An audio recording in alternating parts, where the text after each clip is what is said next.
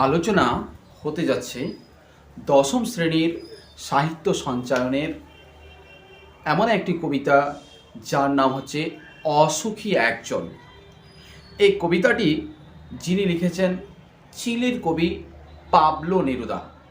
এই কবিতাটাকে স্প্যানিশ ভাষায় লেখা হয়েছিল, কিন্তু এই কবিতাটি এত সুন্দর যে কবিতাটি স্প্যানিশ ভাষায় লেখা হয়েছিল সেই কবিতাটিকে পাবলো নেরুদা বাংলায় তর্জমা করেছে। আমি এই কবিতাটি আজকে আলোচনা করছি। অসুখী একজন পাবলো নেরুদা। আমি তাকে ছেড়ে দিলাম অপেক্ষায় দাঁড় করিয়ে রেখে দরজায়। আমি চলে গেলাম দূর দূরে।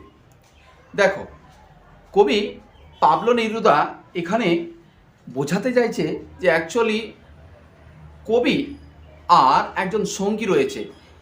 সঙ্গী যেহেতু একজন নারীর সঙ্গে কল্পনা করা হয়েছে, তো সেই নারীকে একজন সৈনিক দরজায় রেখে দিয়ে চলে যাচ্ছে।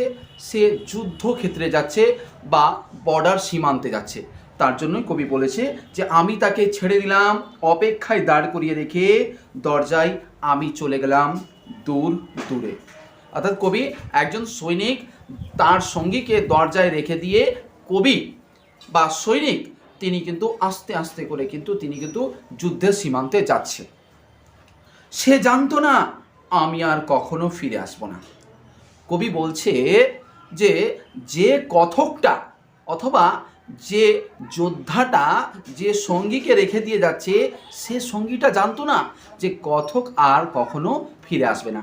অর্থাৎ যে যোদ্ধাটা তিনি যুদ্ধক্ষেত্রে যাচ্ছেন, ইনি কিন্তু যুদ্ধে গিয়ে কিন্তু মৃত্যুবরণ করবে, কিন্তু এই খবরটা কিন্তু তার সঙ্গী কিন্তু জানতো না। একটা কুকুর চলে গেল, হেঁটে গেল গির্জার এক নান। একটা সপ্তাহ আর একটা বছর কেটে গেল।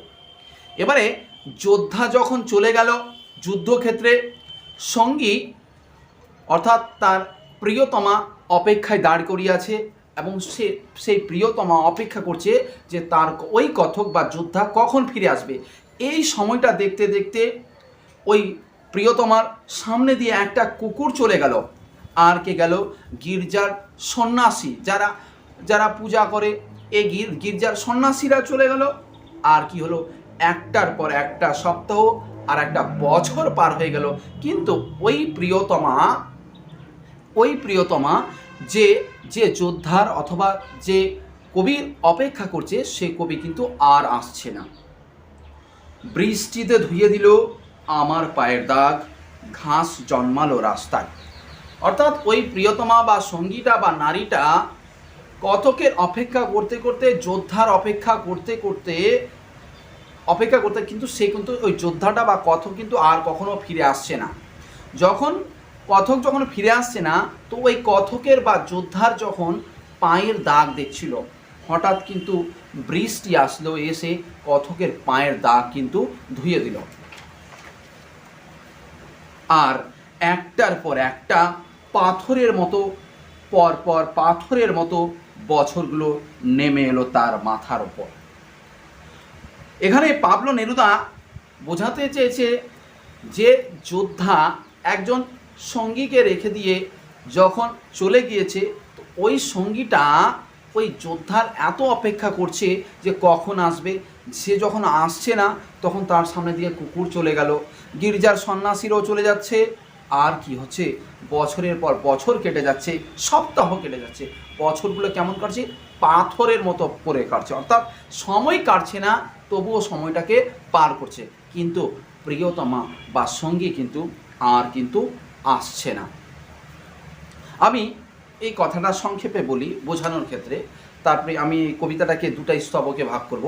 আর আজকে হচ্ছে প্রথম স্তবক, দ্বিতীয় স্তবকটা আমি এর পরের দিন আলোচনা করব, জলের মতো করে বুঝিয়ে দেব।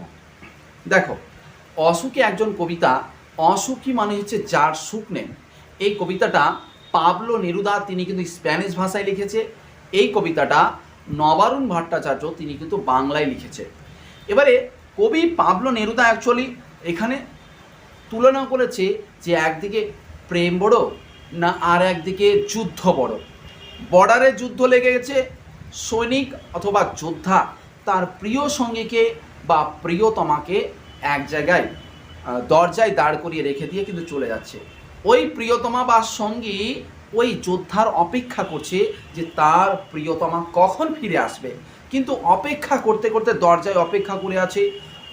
তার পাশ দিয়ে কুকুর চলে গেল, কিন্তু ও যোদ্ধা কিন্তু ফিরে এলো না। আর কি গির্জার সন্ন্যাসীরাও ফিরে গেল, কিন্তু কথক বা যোদ্ধা কিন্তু আর ফিরে আসছে না। এবং বছরের পর বছর, সপ্তাহ কেটে যাচ্ছে, কিন্তু কোনো মতেই কিন্তু আর যোদ্ধা কিন্তু ফিরে আসছে না। অর্থাৎ প্রিয় সঙ্গী এত অপেক্ষা করছে, এত অপেক্ষা করার পরেও কিন্তু ওই সঙ্গী বা যোদ্ধা কিন্তু আর কখনো কিন্তু ফিরে আসছে না। এই কবিতাটিতে অ্যাকচুয়ালি এটাই বোঝাতে চেয়েছে যে একজন যোদ্ধা যখন বর্ডার সীমান্তে যায় তখন তার প্রিয়তমা কিভাবে অপেক্ষা করে, এই কবিতাটির সেটি আলোচনা করা হয়েছে। দ্বিতীয় স্তবক এর পরের দিন আলোচনা করব। আর হ্যাঁ, তোমরা আমার এই চ্যানেলটা এডুকেশন মহাপ্যাক, এই চ্যানেলটা সাবস্ক্রাইব করে নিও, কারণ মাধ্যমিকের এরকম আলোচনা এবং বহু প্রশ্ন নিয়ে আমরা আলোচনা করব। তো ওকে, দেখা হচ্ছে নেক্সট ভিডিও। ততক্ষণে টাটা, বাই বাই।